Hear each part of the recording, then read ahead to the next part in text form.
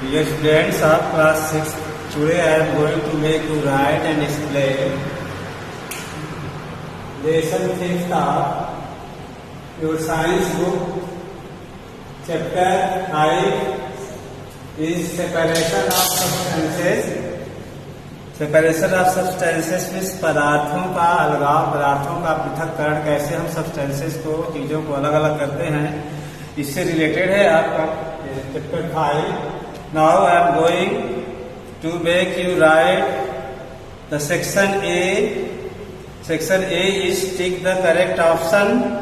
Question number 1 of section A is a soluble solid from a mixture of solid and liquid is obtained by, तो ये लिखा है a soluble solid from a mixture of solid and liquid is obtained by, तो ये option का सी. Question number A का option C, that is evaporation. Evaporation is the correct option.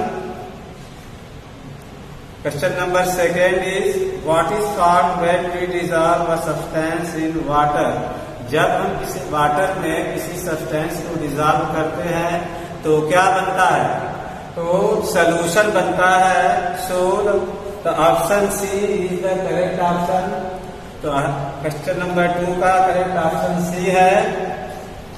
Question number 3, a solution in which no more substance can be dissolved at a given temperature is called a solution. तो ऐसा solution जिसमें किसी निश्चित temperature पे किसी substance को और ज्यादा नहीं डिजॉल्व किया जा सकता, किसी सब्सटेंस की और ज्यादा मात्रा नहीं मिलाई जा सकती, ऐसे सॉल्यूशन को हम सैचुरेटेड सॉल्यूशन कहते हैं. तो ऑप्शन ए, 3 का ऑप्शन ए ये करेक्ट ऑप्शन है. क्वेश्चन नंबर 4 देखिए.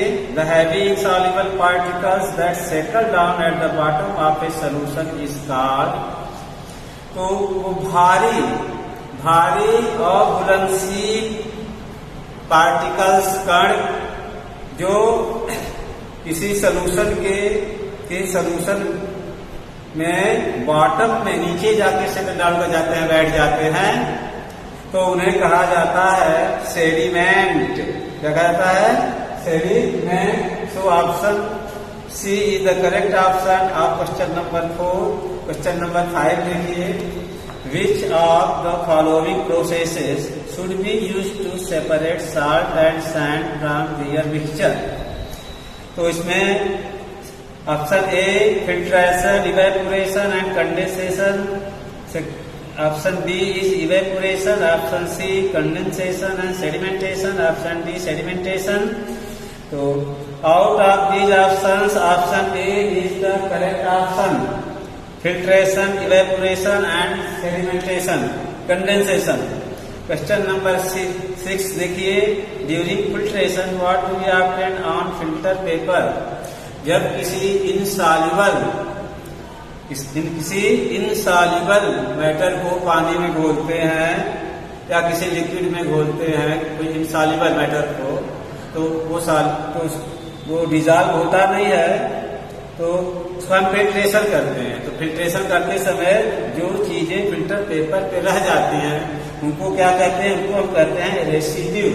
तो option A of question number 6 is the correct option.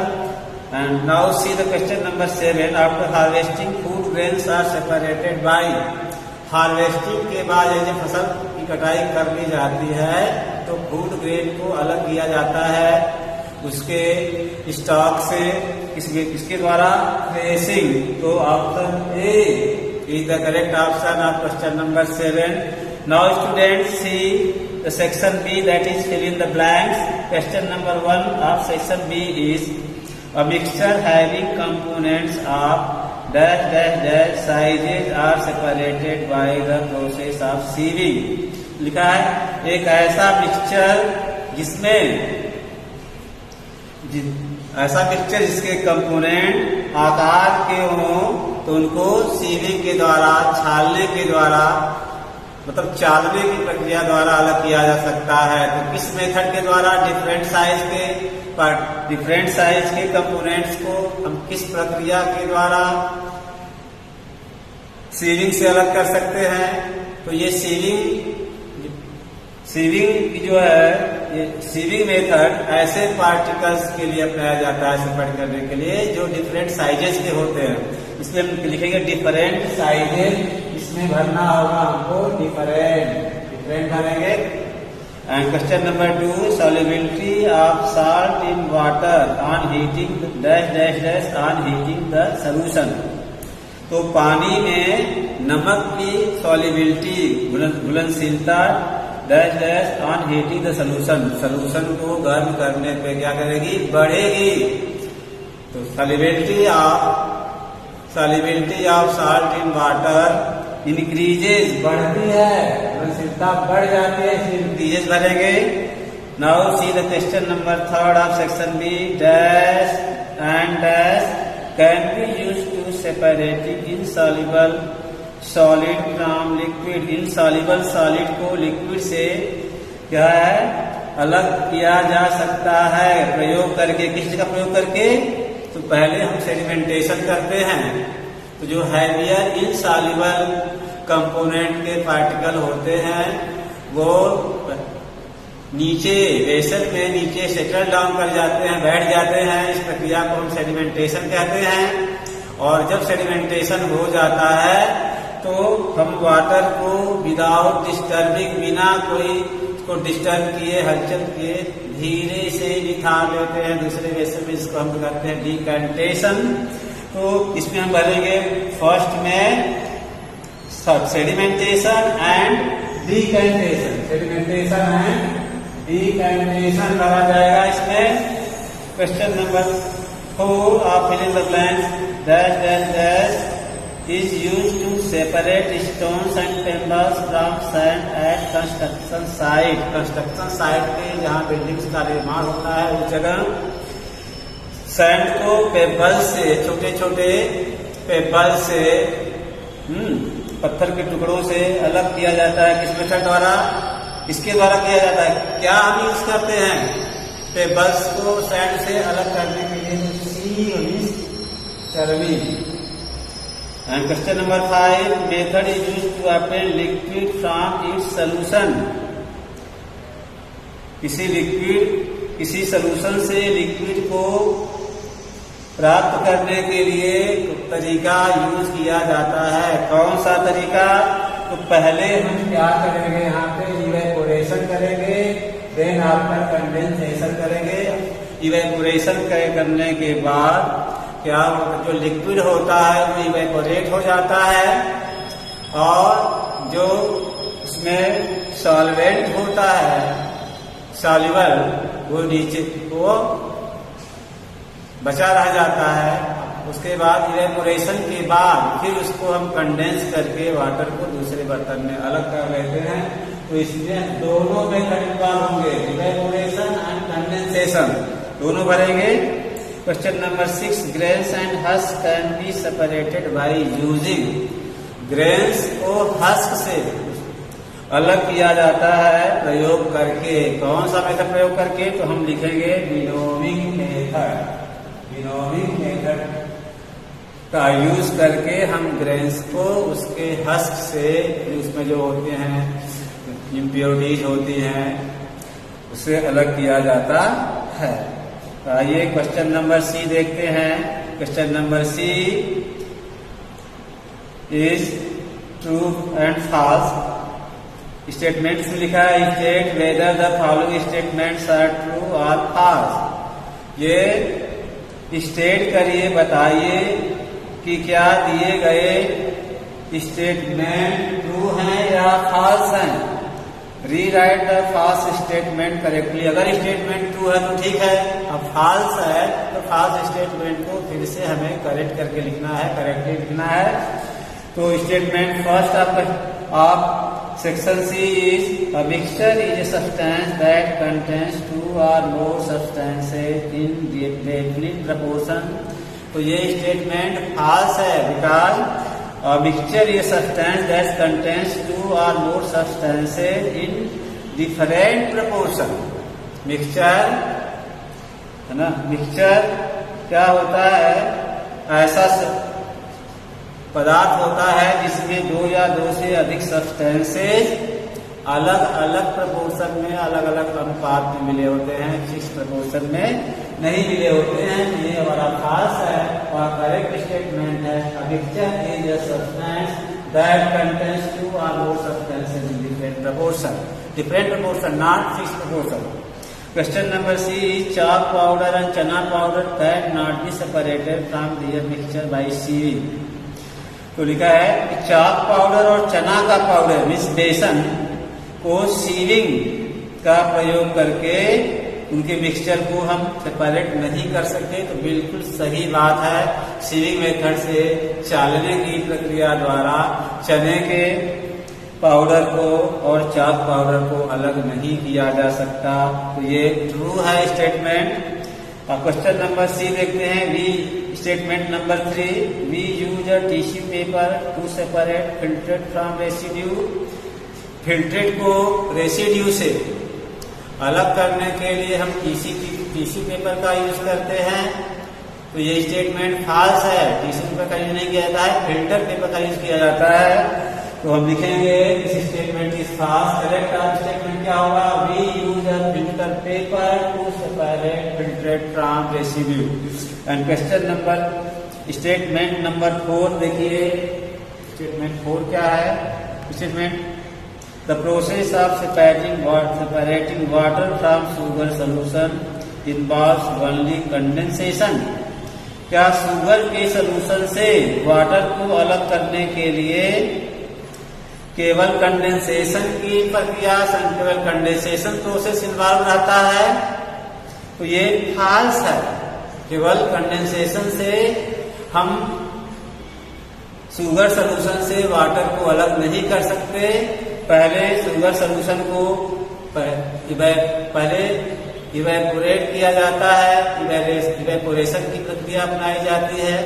After evaporation जब हमारा पानी शुगर को लेफ्ट बिहाइंड छोड़ करके इवेपोरेट हो जाता है, फिर उस वाटर को हम कंडेंस करके दूसरे वेसल में कलेक्ट कर लेते हैं, तो पानी अलग हो जाता है, शुगर अलग हो जाती है।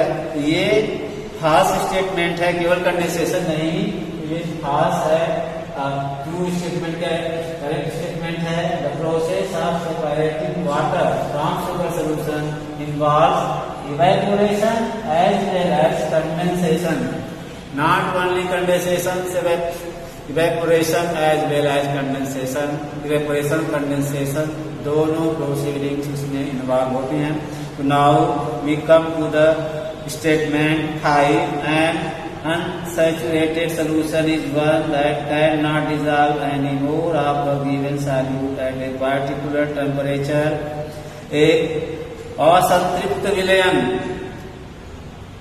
जो कहते हैं अनसैचुरेटेड सोल्यूशन, असंतृप्त विलयन एक ऐसा विलयन होता है जिसमें किसी निश्चित टेम्परेचर पे किसी दिए हुए सॉल्यूट की और अधिक मात्रा नहीं घुलाई जा सकती। ये स्टेटमेंट फॉल्स है। क्योंकि लिखा है अनसैचुरेटेड सोल्यूशन, ऐसा सैचुरेटेड सोल्यूशन के लिए होता है। Unsaturated solution is one that can not dissolve any more of a given solute at a particular temperature.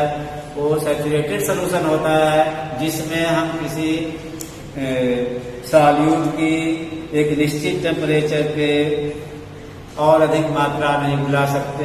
यहाँ लिखा सैचुरेटेड, ये खास है। करेक्ट आंसर होगा और saturated solution is one that can not dissolve any more of a given solute at a particular temperature. तो dear students, now I am going to make you write the very short answer questions. That is section D. Section D का very short answer question है। very short answer question group B। आइए D में देखते हैं। First question of section D is very short answer type question। Section D का मैं कराने जा रहा हूँ। देखिए यहाँ question number first, of section D is name the method by which we can separate seeds and pulp from the fruit juice.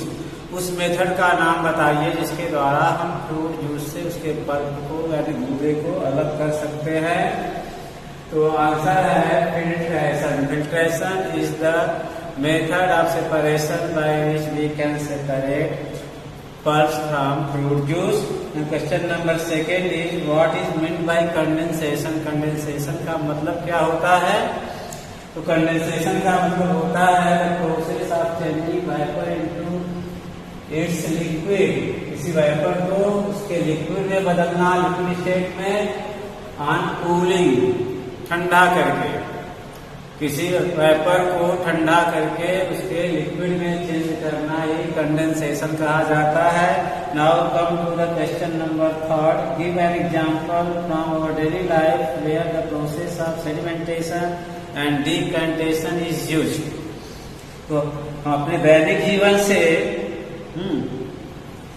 एक example ले इसमें सेडिमेंटेशन और डिकंडेंसेशन दोनों प्रोसेस का यूज किया जाता है सेपरेशन के लिए। तो ये है question number 3, cleaning of muddy water. Muddy water को इस मड्डी वाटर को कह सकते हैं मटमैले वाटर को, जिसमें मड मिली रहती है, उसको साफ करने के लिए हम सेडिमेंटेशन करते हैं। उसके बाद डिकंडेंसेशन का प्रोसेस अपनाते हैं। After sedimentation when we put the muddy water in rest condition, rest state, स्थिर अवस्था में रख देते हैं, then the heavy particles of mud settle down at the bottom of vessel के बर्तन के बॉटम में बैठ जाते हैं। then after without disturbing water we pour out the water in other vessel. This process is called decantation. तो sedimentation and डिकंडेंसेशन इन दोनों method से हम मड्डी वाटर को क्लीन करते हैं। तो ये हमारे दैनिक जीवन का एक एग्जाम्पल है जिसमें हम सेडिमेंटेशन और डिकंडेंसेशन दोनों प्रोसेस का यूज करके हम वाटर को क्या करते हैं, सेपरेट करते हैं मड से। नाउ क्वेश्चन नंबर 4 देखिए, name any 2 methods of separating solid mixture.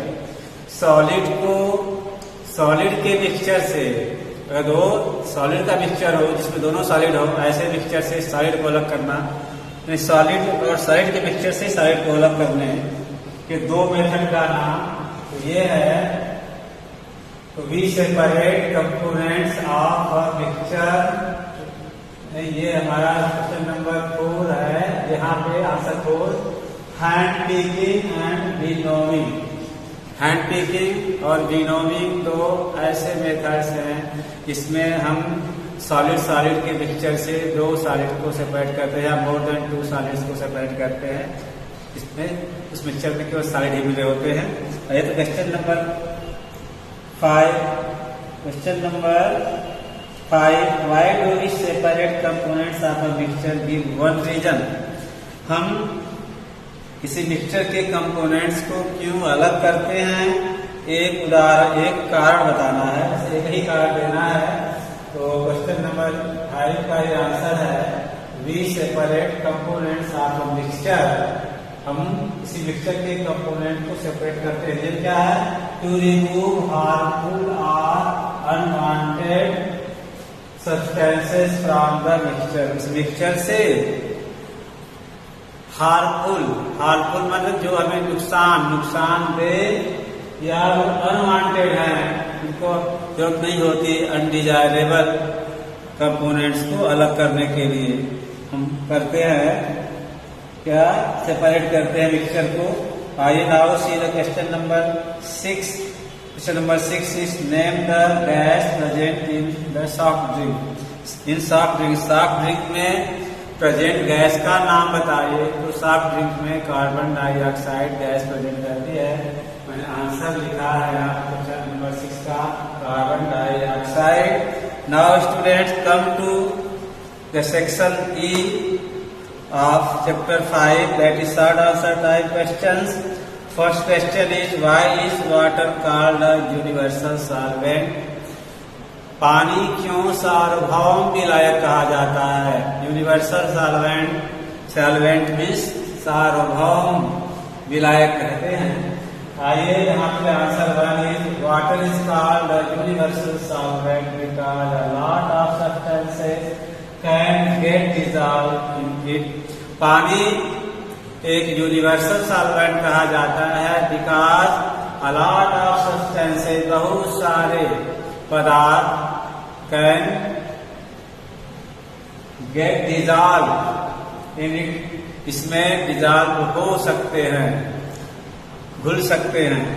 Now see the question number second of section D, define solubility, how can it be increased? Solubility की परिभाषा दीजिए, इसको कैसे बढ़ाया जा सकता है? सॉल्युबिलिटी क्या है? आइए मैं आंसर है extent to which a substance gets dissolved in a liquid is called its solubility. तो वह मात्रा जिसमें कोई सब्सटेंस किसी लिक्विड में डिसॉल्व हो सकता है, यानी किसी सब्सटेंस की वह मात्रा जो किसी लिक्विड में घुल सकती है, डिसॉल्व हो सकती है, उस मात्रा को हम सॉल्युबिलिटी कहते हैं। यानी जिस मात्रा तक कोई सब्सटेंस वाटर में डिसॉल्व हो सकता है, उसको हम उस सब्सटेंस की क्या कहते हैं? सॉल्युबिलिटी कहते हैं। और solubility how can it be increase, ये कैसे बढ़ाई जा सकती है? इसका आंसर है solubility of A solid generally increases with the rise in temperature. किसी भी